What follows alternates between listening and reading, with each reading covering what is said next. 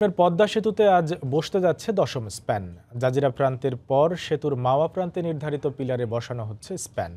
স্প্যানটি বসতে যাচ্ছে মাঝ নদীতে ১৩ ও ১৪ নম্বর পিলারের ওপর। ঘন কুয়াশা, আকাশে কালো মেঘ সহ আবহাওয়াজনিত কারণে শুরুতে স্প্যান বসানো নিয়ে সংশয় ছিল।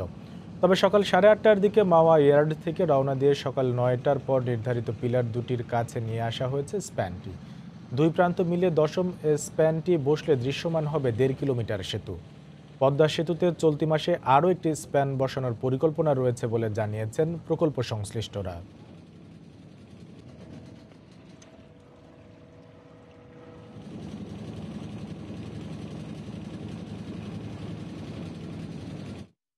এই মুহূর্তে মুন্সিগঞ্জের পদ্মা সেতুর মাওয়া প্রান্তে আছেন রিপোর্টার এহসান জুয়েল। সরাসরি চলে যাচ্ছি তার কাছে। জুয়েল, সবুজ নদীর বুকে অনেকটা নিঃসঙ্গ সারথির মতোই দাঁড়িয়ে আছে এই ১০ নম্বর স্পেনটি।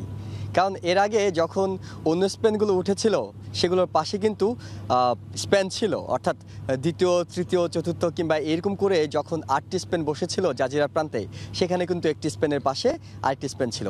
কিন্তু এই মাওয়া প্রান্তে যে স্পেনটি উঠছে মাঝ নদীতে, সেটি আসলে এই ১০ নম্বর স্পেনটি অনেকটা নিঃসঙ্গ, কারণ এর আশপাশে কোনো পিলার নেই। ৩ নম্বর মডিউলের একদম শুরুর পিলার এটি, একদম শুরুর পিলার বলে এটি এখন পর্যন্ত অনেকটাই নিঃসঙ্গ ভাবে দাঁড়িয়ে আছে, নিঃসঙ্গভাবে আছে। আমরা যেটি বলছিলাম সবুজ, সেটি হলো যে এই যে স্প্যানটি বসছে এটি আসলে বসানোর জন্য আরও ২-৩ ঘন্টা সময় লাগবে। এই মুহূর্তে যেটি চলছে সেটি হলো পিলারের খুব কাছে এটি নিয়ে আসা হয়েছে। যে দুটি পিলারের উপর এটি তোলা হবে, অর্থাৎ ১৩ ও ১৪ নম্বর পিলার, এ দুটির কাছাকাছি এটি এনে ঠায় দাঁড় করিয়ে রাখা হয়েছে ক্রেনটি। এবং এখন এই ক্রেনটি অ্যাঙ্করিংয়ের কাজ চলছে, কারণ নদীতে তীব্র স্রোত আছে। এটিকে আসলে ঠায় দাঁড় করিয়ে রাখা, অনেক ভারী ক্রেন, তারপরও ঠায় দাঁড় করিয়ে রাখা অনেক বেশি দুরূহ ব্যাপার। আর তাই এটিকে দুই পাশে অ্যাঙ্করিং করা হবে, তার টেনে এটিকে ঠায় দাঁড়ানোর ব্যবস্থা করা হচ্ছে। এই কাজটি শেষ হওয়ার পরে ট্রেনটি চালু করা হবে এবং ধীরে ধীরে এই স্প্যানটি আরও একটু উপরে তোলা হবে, অর্থাৎ এটিকে পিলারের সমান উচ্চতায় তোলা হবে।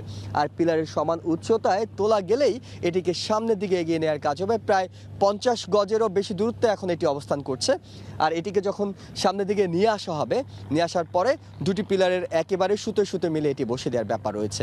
আর যেহেতু এই কাজটি করার জন্য আজকে সকাল থেকে কিন্তু এখানকার প্রকৌশলীরা, বিশেষ করে ঠিকাদার প্রতিষ্ঠান যে চায়না মেজর ব্রিজ কোম্পানি, সেখানকার যে টেকনিশিয়ান প্রকৌশলীরা রয়েছে, তারা নদীর দুই পাড়ে ব্যস্ত সময় পার করছেন।